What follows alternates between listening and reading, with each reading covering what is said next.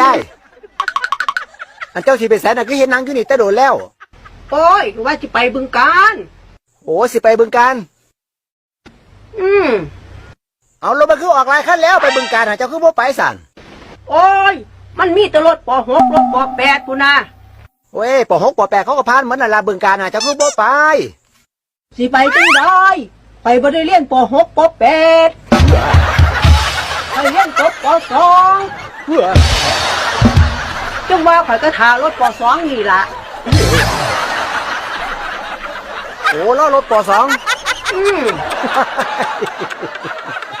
โอ้ยมันบ่ได้หมายถึงป .1 ป .2 จังซันอันรถป .2 มันบ่ได้ผ่านสายนี้มันบ่มีใด